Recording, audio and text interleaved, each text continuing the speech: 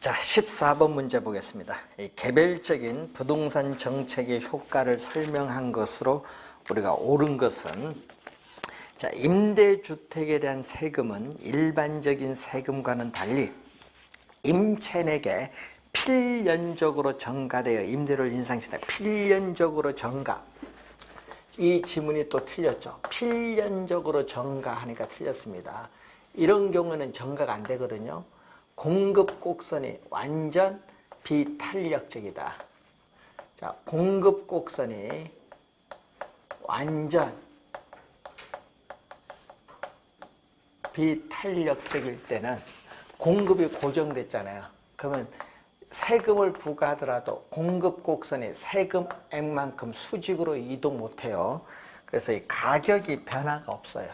공급 곡선이 수직선일 때는 이 가격 자체가 불변. 이 가격이 불변, 변화가 없다. 가격이 불변이기 때문에 수요자에게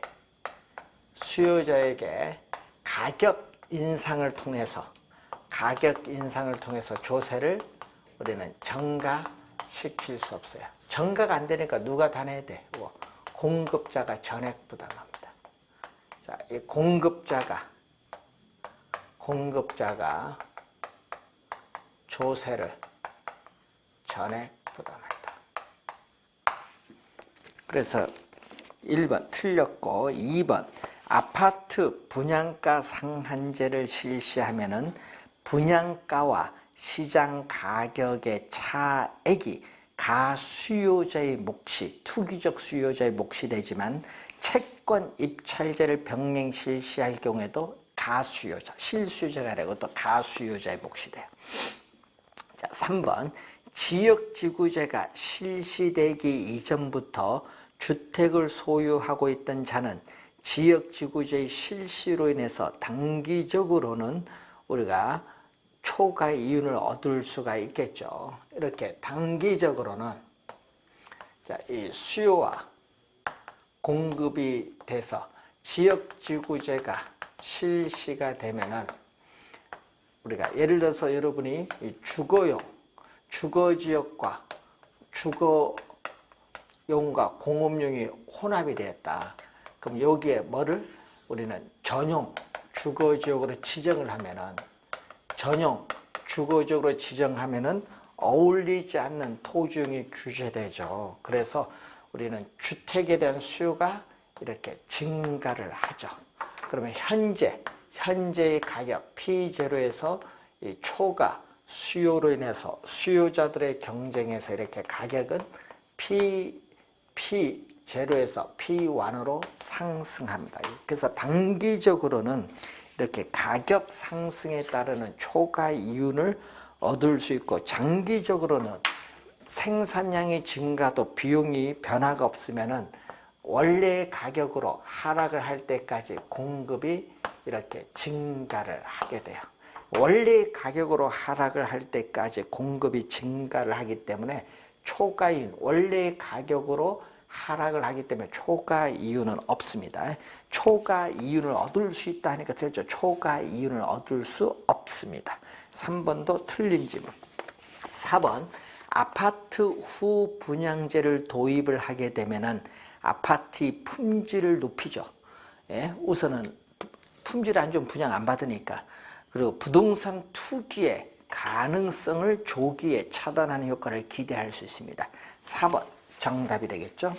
자, 시장 임대료보다 저렴한 임대료로 공공임대주택을 공급을 하면은 장기적으로 민간 임대주택의 임대료가 하락해서 민간 임대주택 수요자가 혜택을 본다. 장기가 아니라 단기. 장기가 아니라 단기. 그래서 또 5번 어떻게 돼요? 틀린 질문. 4번이 정답이죠. 자, 이 얘기죠. 자, 여러분이 시장 임대료보다 공공 임대주택을 공급을 한다. 자, 공공 임대주택을 공급을 하게 되면은 어떻게 돼? 임대료가 싼 사적 시장에서, 자, 이 사적 시장에서 임대료가 싼 공공주택이 공급되는 지역으로 이동을 하거든요. 그러면 수요와 공급이 이렇게 주어지거든요. 그러면은 이때 이게 사적 임대료가 되겠죠. 그러면 어떻게 돼요? 이쪽으로 이동하면은 사적 시장에서 임대주택에 대한 수요가 이렇게 줄어들죠. 그래서 임대료가 하락을 하기 때문에 사적 시장에 남아있는 저소득층 가구는 임대료 하락에 따른 혜택을 보게 됩니다. 그래서 단기죠. 장기가 아니라 단기적으로. 장기는 어떻게 돼요? 장기는 손해를 보니까 공급을 또 줄여요. 공급자는 임대료 하락에 따라 손해를 보니까 공급을 줄이는데 다시 원래의 임대료로 상승할 때까지 공급을 뭐한다? 이렇게 줄여요. 그래서 장기적으로는 원래의 임대료로 다시 상승하기 때문에 어떻게 돼? 사적 시장에 남아있는 저소득층 가구는 장기적으로 원래 임대료를 지불하기 때문에 혜택을 없어요. 그래서 단기해야 맞는 지문. 15번. 임대주택 관련 제도에 관한 설명 중 틀린 것은 임대료 보조 정책은 우리가 저소득층의 주택 문제를 해결하기 위해서 일정 수준 이하의 저소득층에게 정부가 무상으로 임대료 일부를 우리가 보조해 주는 것을 말하죠. 보조해 주는 거 맞습니다. 개념이죠. 시장 임대료보다 규제 임대료가 낮게 설정되면은 어떻게 임대인은 손해를 보기 때문에 임대주택에 있어서의 질적인 수준은 저하되고 또 우리는 암시장이 장기적으로 형성이 돼서 이 기존 임차인들은 다른 쪽으로 이사 가면은 암시장에서 높은 임대를 내리기 때문에 이사를 못 가죠. 이주 기피 형상이 나타납니다. 맞는 지문이고 3번 시장 임대료보다 또 규제 임대료가 낮게 설정되면 장기적으로는 사회 전체의 임대주택 공급량을 감소시키고 임대료의 이중 가격을 유발을 하겠죠. 15번 문제를 보시면은 얘기죠. 수요와 공급이 이렇게 주어졌죠. 자, 수요와 공급이 주어졌을 때 수요와 공급이 만나는 점이 시장 임대료 또는 균형 임대료죠. 이 임대료가 너무 높기 때문에 우린 저소득 임차인의 임대료 부담을 낮춰주기 위해서 이렇게 임대료를 규제하죠. 이 규제 임대료가 법이 허용하는 범위 내에서 받을 수 있는 최고의 임대료죠. 그럼 이 차이만큼 임대인은 손해를 보니까 어떻게 돼요? 임대인은 손해를 보고 임차인은 이득을 얻기 때문에 수요량은 증가를 하고 임대인은 손해를 보기 때문에 어떻게 돼요? 우리는 임대주택의 자금 투자를 기피하죠. 그래서 공급량은 장기적으로 줄어들어요. 그래서 이 공급량 수준에서 사회적으로 필요한 양은 이만큼인데 문제는 이 크기만큼의 초과 수요로 인해서 우리는 암시장이 형성이 되죠. 자, 암시장이 형성돼서 이 초과 수요자들의 경쟁에서 수요 곡선과 만나는 점, 여기 암시장에서 형성되는 가장 높은 가격, 암시장 가격, 규제 가격, 가격이 두 개 생기죠. 그래서 장기적으로는 임대료에 대한 이중 가격이 형성이 되죠. 그래서 3번 맞는 지문. 4번 저소득층에게 임대료를 보조할 경우에 주택 소비량은 당연히 이전보다 증가하고 또 어떻게 돼요? 효용도 이전보다 더 높아져요. 그리고 다른 재와의 소비량은 항상 감소 밑줄. 그래서 틀렸죠. 항상 감소하니까 틀린 지문. 일반적으로 뭐한다? 증가를 합니다. 증가. 그래서 4번 정답이 되겠습니다. 5번 정부의 공공임대주택 공급은 임대료에 대한 이중 가격을 형성을 하죠. 자, 공공주택을 우리가 정부가 공급을 할 때는 이 공공주택에서의 임대료를 우리는 민간 임대주택, 민간 임대주택에서의 시장 임대료보다 훨씬 싸게 해서 공급을 해요. 그래서 임대료를 공공주택 임대료, 민간 임대주택 임대료를 달리 매기죠. 임대료에 대한 이중 가격을 형성하면서 공공주택을 공급하고 이 임대료의 차액만큼 정부로부터 임대료를 보조받는 것과 똑같은 효과를 주죠. 그래서 이 주거비는 주택 임대료를 말합니다. 주거비, 주택 임대료에 대한 보조 효과가 있는 겁니다. 5번 맞는 질문. 자, 16번 문제로 갑니다. 자, 16번 문제 보시면은 정부에서 주택 시장을 안정시키기 위해서 주택 매도인에게 양도소득세를 중과하기로 했다. 만약 주택 수요의 가격 탄력성이 탄력적이다. 자, 이렇게 주택 수요의 가격 탄력성이 탄력적이고 주택 공급의 가격 탄력성이 이렇게 비탄력적이다. 주택 공급의 가격 탄력성이 비탄력적이라면 어떻게 돼요? 중과된 양도소득세의 실질적 부담은 어떻게 될 거냐? 자, 그러면은 어떻게 돼요? 우선 양도소득세를 중과세하면 세금액만큼 공급 곡선이 수직으로 상향이동하는데 이 점이 바로 우리는 세금을 부과하기 전이죠.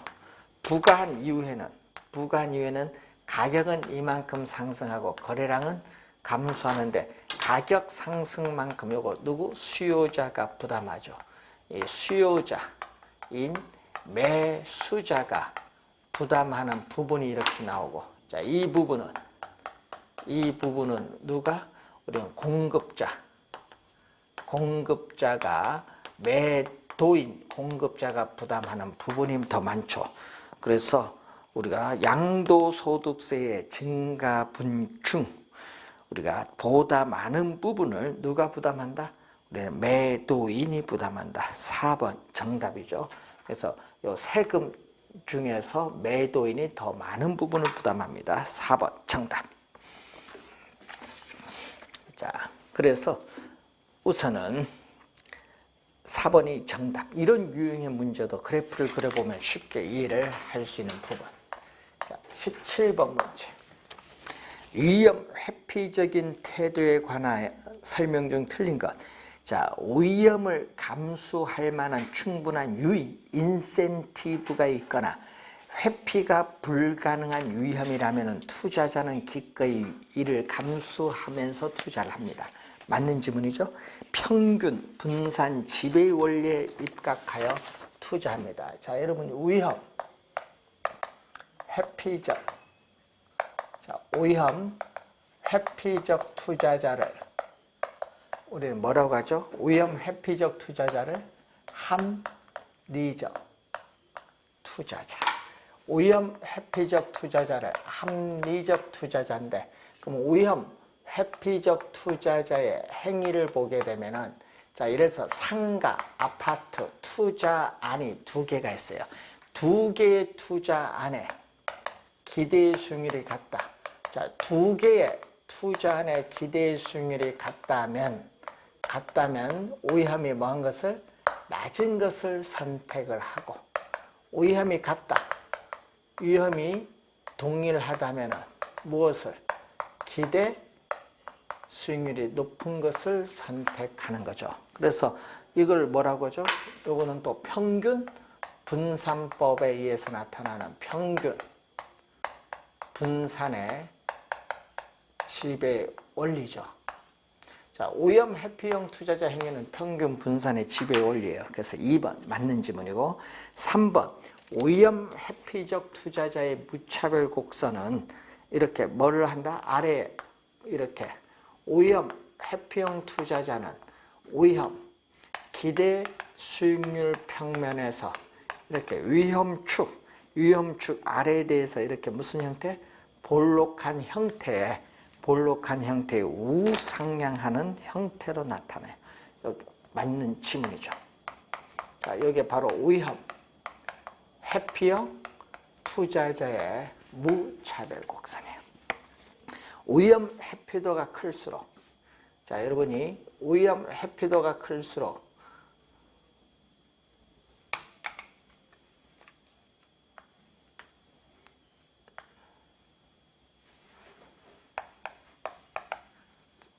자, 이게 바로 뭐죠? 이게 투자자의 위험에 대한 회피도. 투자자의 위험에 대한 회피도인데, 위험 회피도가 이렇게 클수록 무차별 곡선의 기울기는 완만한 것이 아니라 급하다. 이것도 2년 전에 출제를 한번 했었죠. 완만한 것이 아니라 급하다. 자, 일반적으로 뭐 위험 회피적 투자자는 무슨 투자자? 합리적 투자자. 그래서 5번은 맞는 지문. 4번 정답이 되겠습니다. 자, 18번. 자, 부동산 투자자 A씨가 보유한 부동산 포트폴리오를 보면 다음과 같다. 이 포트폴리오의 기대 수익률은 얼마냐? 자, 포트폴리오. 자, 이 포트폴리오의 기대 수익률을 보면은 이 포트폴리오를 구성하는 개별 자산. 자, 우선 A 부동산의 기대 수익률 몇 프로? 10%. A 부동산의 기대 수익률 10%. 또 B 부동산의 기대 수익률 12%. 또 C 부동산의 기대 수익률 14%. 이렇게 포트폴리오를 구성하는 개별 자산의 기대 수익률을 가중치인 뭘로? 상대적 투자 비중. 이 가중치인 상대적 투자 비중을 곱해서 더해주면 돼요. 그럼 상대적 투자 비중이 총 100% 중 몇 프로? 총 100% 중 A 부동산은 몇 프로? 20%. 그리고 B 부동산은 총 100% 중 30%니까 0.3. 그리고 총 100% 중 C 부동산 50%니까 0.5. 이게 바로 뭐가 돼? 상대적 투자 비중이 되겠지. 자, 그러면 얼마죠? 이거 2%가 되겠죠? 2% 더해주고, 이거는 우리가 6%가 되겠고, 여기는 얼마죠? 반이니까 7%. 그러니까 정답은 12점 몇 프로가 된다? 12.6%가 정답. 19번 문제로 갑니다. 어떤 부동산에서 매년 순수익이 1천만 원 발생하고 20년의 내용인수 수명을 가지고 있다면 이 부동산은 현재 얼마가 되는가? 라는 과제를 안고 있는 A씨에 대한 설명으로 드린 것은 단 이자는 연 10%로 복리 계산하고 요 수식은 뭐다? 8점 뭐 이렇게 나오고 있다. 이런 얘기인데, 자, 그러면은 요 수식이 이제 우리가 뭐냐 이걸 보는 건데, 자, 한번 볼까요? 현재 주어졌고 1년, 2년 이런 식으로 가서 몇 년? 수명 20년. 얼마? 1,000만 원. 매년 1,000만 원의 순수익이 발생하고 있다. 자, 그러면은 얼마? 현재 얼마가 되느냐? 이 부동산은 현재 얼마가 돼요? 이걸 할인을 해야겠죠. 매년 1,000만 원의 수익을 현재 일시불로 환원한 금액이죠. 그러면 얼마 나오죠? 1,000만 원. 1 플러스 이자율 10%죠. 1석. 자, 2년 차에 1,000만 원. 1 플러스 0.1의 제곱. 이렇게 내려오면은 20년 차에 1,000만 원은 1 플러스 0.1의 몇 년 기간? 20년. 24. 요걸 다 더해 준 게 바로 우리는 부동산 가치. 부동산 가치. 자, 부동산 가치는 1,000만 원. 1,000만 원 곱하기 얼마 나오죠? 1,000만 원 곱하기 1 플러스 0.1의 1석. 1 플러스 0.1의 제곱분의 1. 1 플러스 0.1의 우리가 20승분의 1. 이때 이게 바로 뭐죠? 자, 매년 동일한 금액의 1,000만 원을 현재 일시불로 환원한 금액을 구해주는 개수. 이게 바로 뭐다? 연금의 현가계수. 연금의 현가계수 10%, 20년의 연금의 현가계수인데, 자, 연금의 현가계수가 얼마냐?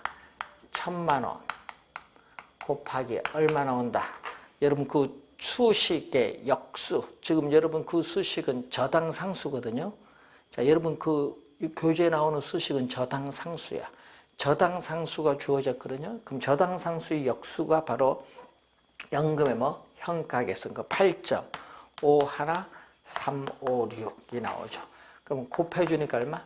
8,513.56만 원이 나오죠. 그럼 반올림 하니까 약 8,514만 원. 네, 여기서 반올림 하니까 약 8,514만 원. 1번 얼마 맞는 지문이죠. 자, 이런 형태로 이제 구한 거예요. 2번 요 수식은 뭐죠? 그럼 요 수식은 뭐라고 한다? 요 수식은 그 위에 있는 요 수식은 뭐라고 한다? 연금의 현가계수 역수. 뭐다? 저당상수죠. 연금의 현가계수 역수 저당상수 맞습니다. 또 요 수식은 수익성 부동산 중에서 슈퍼마켓, 공장 등에서 우리는 이 수식의 계수가 적용돼서 우리가 가격을 구할 수 있다. 자, 연금법이거든요. 연금법. 그래서 연금법. 자, 여러분이 수익 환원 방법, 수익 환원법에 있어서 수익 환원 방법에 뭐 직접법, 직선법, 연금법, 상환기금법인데 연금법에 적용하는 것은 뭐다? 우리 공장, 슈퍼, 마켓 등에 뭐에 적용한다? 우리 복합부동산, 수익을 상각 금액을 재투자함으로써 수익을 영장시킬 수 있는 여기에 적용하죠. 자, 위 부동산 가치 요거 8,514만 원. 위 부동산 가치를 구하는 개수는 지금 뭐다? 이자율이 R%고 기간이 N년일 때 매년 1원씩 N년 동안 받게 되는 연금을 일시불로 환원하는 액수를 의미한다. 자, 여러분 거기서 이자율이 R%지. 그 4번 지문에 이자율이 R%지. 요 관로 이자율 이게 나오죠. 이자율이 R%이고 이렇게 나오잖아요. 그리고 밑에 뭐를 액수를 의미한다. 요것은 바로 뭐에 대한 설명이죠? 자, 요것은 연금의 현가계수인데 지금 수식은 연금의 현가계수가 안 주어졌잖아요. 자, 여러분 문제 주어진 수식은 뭐야? 저당상수예요. 그러니까 틀렸지. 위에 주어진 수식은 저당상수야. 그래서 4번 정답. 5번 수익가격을 산정 구할 때 위에 부동산 가치를 구하는 개수가 적용이 가능한데 이러한 방법으로 구하는 것을 우리 뭐라고 한다? 연금법. 그래서 여러분이 정답은 4번이 정답. 자, 20번 문제로 갑니다. 부동산 투자 분석에 관한 설명 중 틀린 것. 내부 수익률이 요구 수익률보다 작은 경우에는 투자 가치가 없습니다. 맞는 지문. 2번 수익성 지수가 1보다 크다. 자, 수익성 지수는 우리가 현금 유입의 현재 가치를 현금 유출의 현재 가치로 나누는데 분모 분자로 주어진 1을 기준으로 판단한다. 1보다 크면은 현금 유입의 현가가 현금 유출의 현가보다 크기 때문에 투자를 채택합니다. 2번 맞는 지문이고, 자 3번 문제를 보시면은 자 3번 대부 비율이 높아질수록 부채 비율도 어떻게 돼요? 높아진다. 맞는 지문이죠. 자, 부동산 가격. 자, 부동산 가격이 10억이에요. 자, 부동산 가격이 10억인데 대출금 나오죠. 자, 대부 비율 나오고 부채 비율. 자, 부채 비율은 뭐죠? 부채 비율은 자기 자본에 대한 타인 자본의 비율이고 대부 비율은 부동산 가격에 대한 대출금이 차지하는 비율. 지금 부동산 가격 10억이라고 봤는데 만약에 대출금이 2억이면 얼마죠? 대출금이 2억이면 10억에 2억이면 여기 20%고 타인 자본 얼마? 대출을 2억 받았으면 10억에서 2억을 뺀 자기 자본 8억. 4분의 1이니까 25%죠.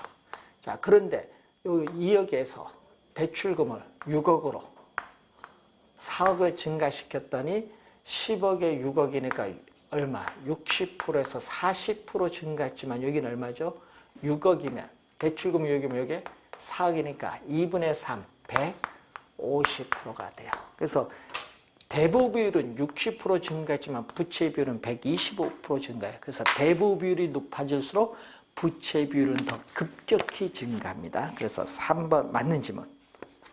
자, 4번 정답인데 총소득승수법은 자, 어림세법에서 여러분 어림세법에서 조소득승수는 뭐가 나오죠? 조소득승수는 총 투자한 금액을 조소득을 가지고 나온 거죠. 자, 여기서 총 투자한 금액이 얼마? 부동산 가격. 자, 총 투자한 금액이 부동산 가격이에요. 여기다가 조소득 승수에 조소득을 곱해서 부동산 가격 구하는 방법을 우리는 총소득승수법.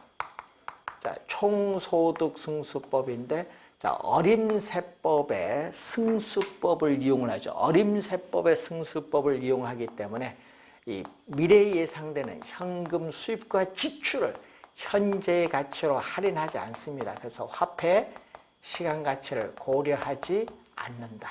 4번 정답. 5번 부채 감당률이 1보다 작다. 자, 5번은 또 시험에 많이 나오는 지문이죠. 부채 감당률. 자, 부채 감당률은 자, 부채 감당률은 순 영업소득이 부채 서비스액의 몇 배가 되는가 이걸 보는 거죠. 자, 이 값이 1보다 작다는 것은 순영업소득이 매 기간 부채 서비스액 원리금 상환액을 감당하기에도 부족하다는 걸 의미한다. 맞는 지문이죠. 자, 4번이 정답입니다. 자, 21번 문제로 갑니다. 자, 홍길동은 주택 마련을 위해서 대출을 받을 경우에 현재의 월 소득 200만 원 중 70만 원을 월 부급 매월 원리금 상환액으로 상환할 수 있다고 본다.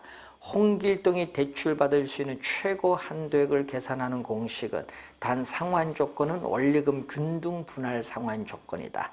자, 원리금 균등 분할 상환 조건에서 자, 여러분 원리금 균등 분할 상환 조건에서 우리가 원리금 상환액 자, 매월 갚아나가는 원리금 상환액은 얼마? 지금 매월 갚아나가는 원리금 상환액은 70만 원. 70만 원은 뭐에? 대출금에 뭐를 곱해준 거? 저당 상수를 곱해준 거. 저당 상수를 곱해줬는데 그럼 지금 구하고자 하는 건 요거 구하는 거. 대출 가능한 최고 금액이 얼마냐?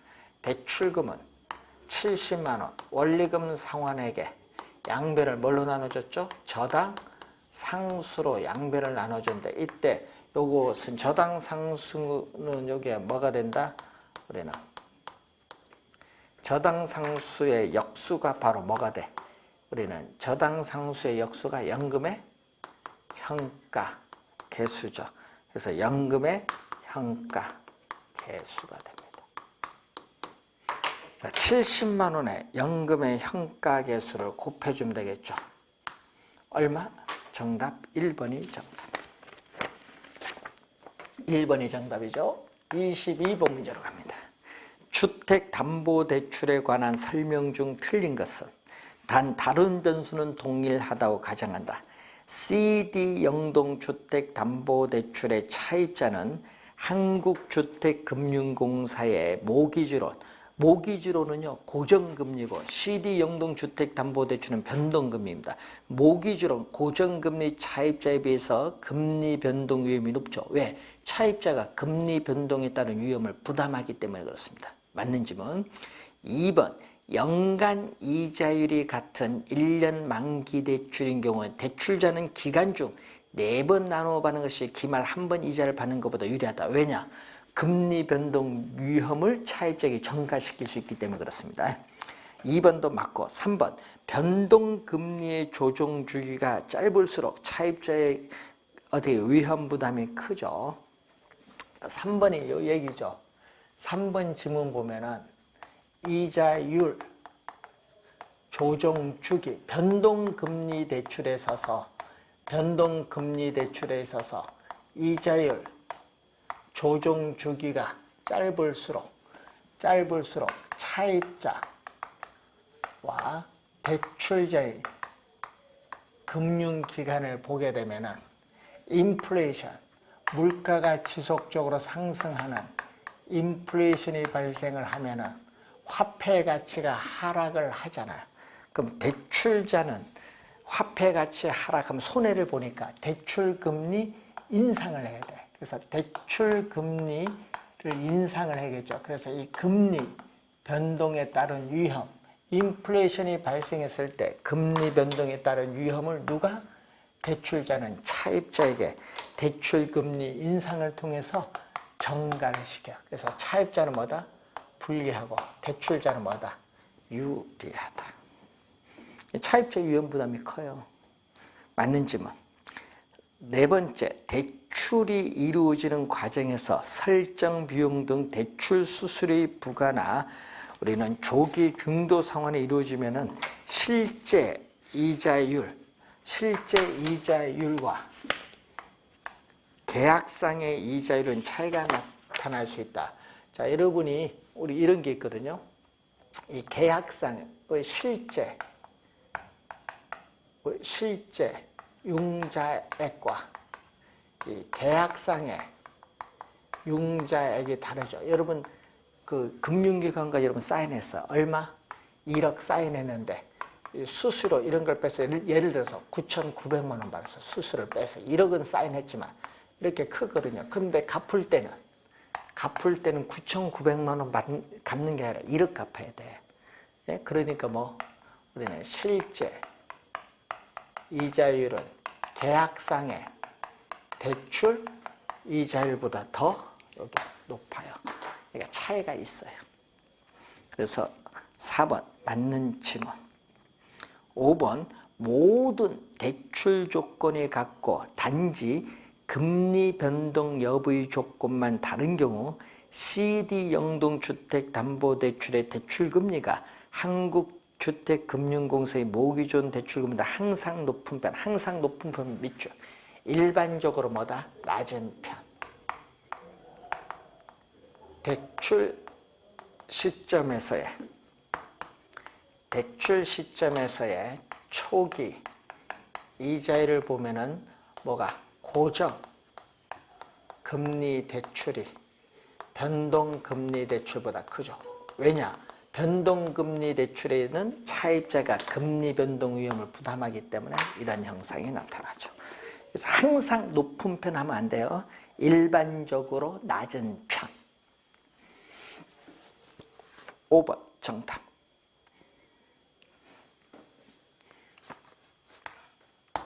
23번 주택 저당 증권의 종류에 관한 다음 설명 중 틀린 것.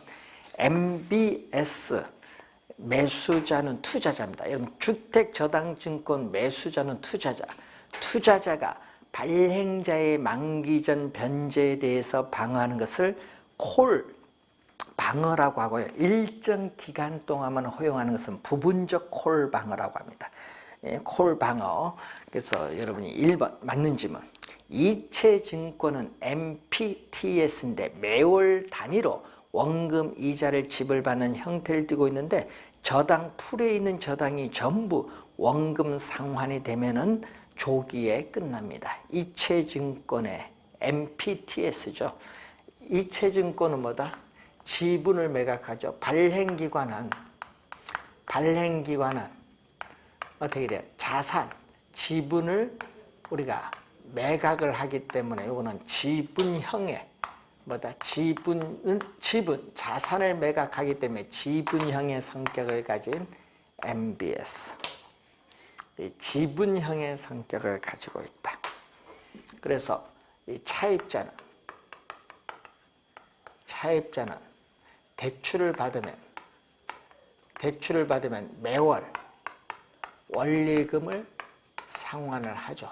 그럼 발행기관은 자산, 지분을 매각을 했기 때문에 지분이 다 누구에게? 투자자에게 이전이 돼요. 그럼 투자자가 이전되는데 이때 시장 이자율이 지속적으로 하락을 해서 고정금리 대출 이자율보다 낮게 되면은 만기가 되기 전에 조기 상환하면은 발행기관도 투자자에게 조기 상환을 합니다. 그래서 시장 금리 변동에 따른 위험도 투자자가 부담하고 조기 상환 위험도 투자자가 부담해요. 그래서 관련 위험도 투자자에게 이전되죠.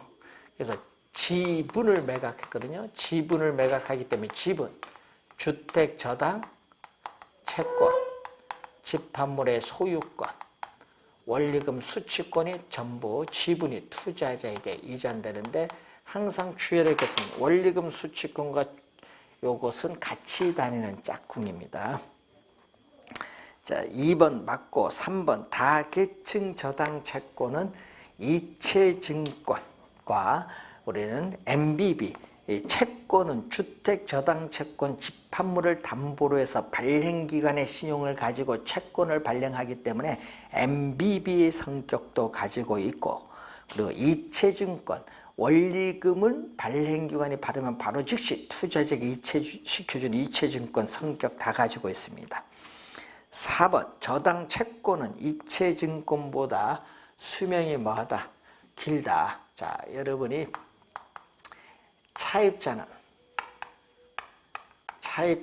또 매월 원금 이자를 우선 갚아줘. 대출금에 대해서 매월 원리금을 상환을 하는데, 이번은 발행기관은 채권을 발행했어요. 주택저당채권, 담보부채권, MBB를 발행해서 투자자에게 매각하는데, 이것은 기업이 회사채를 발행했을 경우에 아주 유사하기 때문에 이건 채권형의 성격을 가진 MBS죠.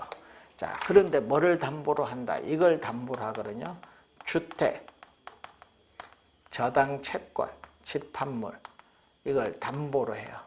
이걸 담보로 해서 발행기관의 신용을 가지고 채권을 발행하기 때문에 소유권은 여기에 보유하고, 또 원리금도 받을 수 있는 권리도 우리는 발행기관이 가지고 있어요. 그럼 차입자가 조기 상환하면 발행기관도 조기 상환 못해. 투자자는 발행기관의 조기 상환에 대해서 조기 상환을 하지 못하도록 막을 수 있는 콜 방어를 할 수 있어요. 그렇기 때문에 수명은 어디가 길어요? 여기는 조기 상환하면 바로 조기 상환하니까 수명은 여기에 길죠. MBB가 길어요. 저당 채권은 이체증권보다 수명이 길어요. 길고 수익률은 일반적으로 낮죠. 왜냐? 위험. 시장 금리 변동에 따른 위험. 차입자가 조기 상환하면은 또 조기 상환에 따른 위험. 또 차입자가 원금 이자를 어떻게 돼요? 못 갚으면은 채무, 불이행에 따른 위험은 전부 발행기관이 부담해요. 이건 같이 다니는 짝꿍이고, 모든 위험이 발행기관이 부담하고 투자자는 위험 부담이 없거든요. 투자자는 위험 부담이 없기 때문에 수익률은 가장 낮아요. 수익률은 가장 낮다. 그러니까 수명은 길고 수익률은 일반적으로 낮다 해야 맞는 지문이죠. 4번 정답. 다계층 저당 채권은 트렌치별로 이자율과 채권의 존속 시기를 다르게 밑줄 나누어진 그룹의 순서에 따라 원금 지불이 영속적으로 이루어지는 형태로 발행하는 채권이죠. 그래서 다계층 저당 채권의 얘기죠. 이 저당 채권의 총 발행액, 자, 저당 채권의 총 발행액을 이렇게 몇 개의 이렇게 그룹으로 나눠요. 우리가 1년 만기, 채권의 종속 시기 만기 1년, 2년, 3년, 5년, 7년, 10년, 15년, 20년 이렇게 나누는데 나눠진 이 그룹을 우리는 트렌치라고 해요. 트렌치. 만기도 이자율도 다르게 해서 이렇게 다양한 형태의 트렌치로 발행하는 채권을 CMO. 5번은 개념이죠. 4번이 정답이고, 자, 24번 문제로 갑니다. 자, 24번 문제를 보시면은 주택담보대출 시에 이 저당 상환 방식으로 원리금 균등 분할 상환 방식에 의해서 차입자가 갚아가는 연금과 한국주택금융공사에서 취급하는 주택연금제도에서 역연금액 산정에 관한 시기다. 자, 기역 니은에 들어가는 거. 여러분 모기지론에서 원리금 지불액은 대출금에 뭐를 곱해주면 돼? 저당 상수. 기역에 저당 상수가 와야 되고, 또 역모기지론은 매월 지급받는 연금액. 여러분 역연금액은 매월 지급받는 연금액인데 이것은 연금의 미래가치인 역저당 설정한 금액에다가 뭐 감초. 자, 여러분 연금의 미래가치를 만들기 위해서 우리는 매 기간 정기적금에 가입을 했을 때 매 기간 불입을 해야 될 적립금을 구해주는 감채 기금 개수가 들어와야겠죠. 그래서 정답은 3번이 정답. 자, 수식 계산하는 한번 확인해 본 거죠. 자, 3번 정답이고 25번 부동산 사업을 전개하기 위해서 부동산 자금을 확보하는 방안에 대한 설명으로 옳은 것은 부동산 신디케이션은 부동산의 취득이나 관리, 매매, 개발 등을 위해 투자자로부터 자금을 확보하며 투자자는 이자 수익의 목표, 이자 수익이 아니라 배당이죠. 자, 여러분이 투자자, 이 다수죠. 이 다수의 투자자들의 자금을 모으는 거죠. 다수의 투자자들의 자금과 이 개발업자의 개발 사업에 대한 전문성, 이걸 결합할, 이걸 결합할 투자자 집단이 부동산 신디케이션. 부동산 신디케이션이고 투자자들은 투자 한도 내에서 책임을 지는 유한 책임사원, 회사를 조직하고 경영하지 않는 유한 책임사원인 수동적 투자자. 이때 투자자들은 투자한 자금에 대해서 성과에 대해서 실적 배당을 받죠. 실적 배당 수익을 획득합니다. 이자 수익이 아니라는 것. 2번 프로젝트 파이낸싱은 부동산 개발 사업을 진행하는 데 있어서 프로젝트 회사의 부동산을 담보. 자, 프로젝트 회사의 부동산 밑줄 이걸 담보로 하는 게 아니죠. 우리는 PF는 뭐를 담보로 한다? 프로젝트 파이낸싱은 이 특정 프로젝트 개발 사업, 자, 단일 사업이고 대규모 자금이 소요되고 공사 기간이 오래 걸리는 특정 프로젝트 개발 사업에 있어서의 뭐를 담보? 미래의 수익성을 담보로 하죠. 미래의 수익성, 이 사업성을 담보. 이걸 담보로 우리는 프로젝트 시행회사의 대차대조표성의 부채로 뭐를? 회사채를 발행하죠. 이것을 담보로 우리는 회사채를 발행해서 개발 사업에 필요한 자금을 조달합니다. 그래서 2번도 틀린 지문. 3번 부동산 투자 신탁 리츠는 투자자들의 자금을 확보하여 부동산에 투자해서 실적을 배당하는 형태로 일종의 우리는 부동산 뮤추얼 펀드라고 하죠. 자, 투자한 지분에 따라 배당을 해줍니다. 3번 아무런 하자가 없죠. 정답이 되겠습니다. 파트너십은 합자회사의 형태인데 투자자들은 해당 사업에 대한 관리 운영에 관한 무한책임, 투자자가 무한책임이 아니라 투자자는 유한책임을 가지고 있고 이 개발업자가 회사를 조직 경영을 하고 있어요. 회사를 조직 경영하고 관리 운영에 책임을 지는 무한책임사원, 이 능동적 투자자라고 하죠.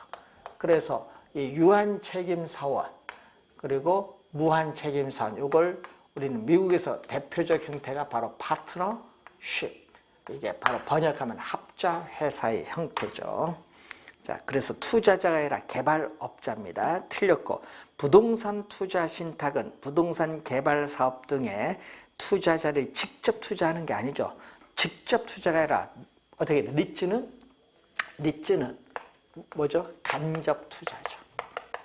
소액 투자자들의 자금을 모아서 이 자산 운영 전문 인력이 부동산 관련 증권에 투자해서 발생한 수익을 투자자들에게 투자한 지분에 따라 배당을 해주는 간접 투자요. 간접 투자이고 이 리츠 자체가 하나의 상품을 말하죠. 자, 그래서 3번 정답이 되겠습니다. 26번 잔금 비율과 상환 비율에 대한 설명으로 틀린 것은 미상환된 원금은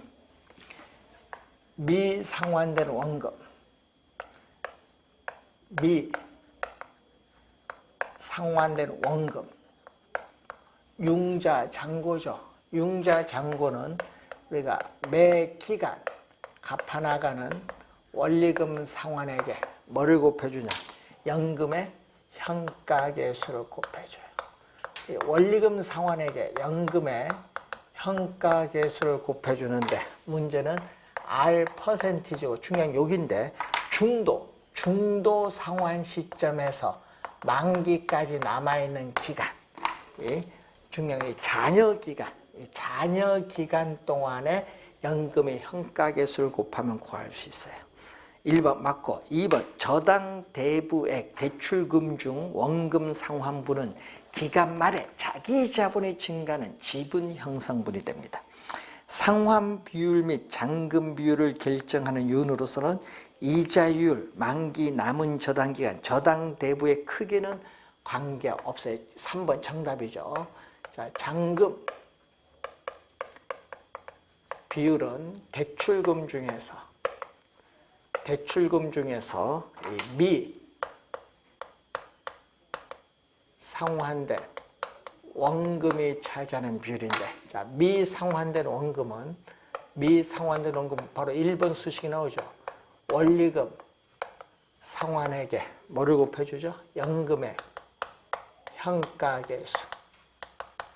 자, 연금의 현가계수 R 프로 잔여 기간이고, 요거 대출금은, 자, 여러분 아까 21번 문제 풀 때 대출금은 원리금, 아까 21번 문제 풀 때 대출금은 원리금 상환액에 뭐를 연금의 현가 개수를 곱해주는데 여기 R 프로 만기야, 만기. 전체 상환기간 만기. 그래서 이자율, 요거 두 개는 약분되니까 필요 없고 결국 요거죠. 요거니까 이자율, 잔여기간, 전체 상환기간, 만기 함수지 저당 대부액, 대출금의 크기와는 아무런 관계없어요. 3번 정답. 4번 상환 비율과 잔금 비율은 1이거든요. 상환 비율과 잔금 비율을 더해주면 1이기 때문에 상환 비율은 1-t, 중도 상환 시점의 상환 비율은 1- 중도 상환 시점의 잔금 비율. 여러분 원금 총액의 미상환 원금, 이것은 잔금 비율입니다. 그래서 맞는 질문, 상환 비율은 일시불의 내가 개수를 사용하여 구할 수도 있고 저당 상수를 사용하여 구할 수도 있습니다. 3번 정답이 되겠습니다. 27번 문제로 갑니다. 일반적으로 주택 저당 대출에서 대출 금리는 금융기관에서 결정한다고 할 때 금융기관의 대출 금리를 인상시킬 수 있는 요인. 자, 27번 대출 금리는 요 얘기죠. 대출 금리는 대출자가 정하는 수익률로서 이 시장의 실질 이자율에다가 차입자의 이 신용에 따르는 위험에 대한 대가에다가 인플레이션이 예상되는 경우는 예상 인플레이션율을 이렇게 더해주면 되겠죠. 자, 1번에 경쟁 금융기관의 금리가 대부분 인상됐다는 것은 시장의 실질 이자율이 높기 때문에 대출 금리도 상승한다. 1번 맞고요. 2번 가까운 장래에 시장 금리 인상될 가능성이 높아졌다. 요거죠. 시장 실질 이자율이 높아지면 대출 금리 인상됩니다. 그리고 차입자의 수익 감소가 예상되고 차입자가 과거에 부도를 낸 실적이 있다. 요거는 차입자의 위험에 대한 대가가 높아지죠. 높아지니까 대출 금리도 어떻게 돼요? 오릅니다. 자, 정부가 주택 저당 대출에 대한 대부 비율 한도를 감소시키도록 공고했다. 그럼 대부 비율 한도를 감소시키면 이전보다 대출금을 적게 받기 때문에 주택 수요가 줄어들어요. 주택 수요가 줄어든다는 것은 자금에 대한 수요가 줄어들거든요. 자, 이 얘기거든요. 수요, 공급이 주어진다게 이자율. 자, 이자율인데 자금에 대한 수요가 줄어들면 어떻게 돼요? 자금, 대출이 줄어들어서 자금에 대한 수요가 줄어들면은 금리는 이렇게 하락을 합니다. 5번은 대출 금리가 하락을 합니다. 그래서 5번 정답이 되겠습니다. 자, 28번 문제부터는 잠시 쉬고 설명을 하도록 하겠습니다.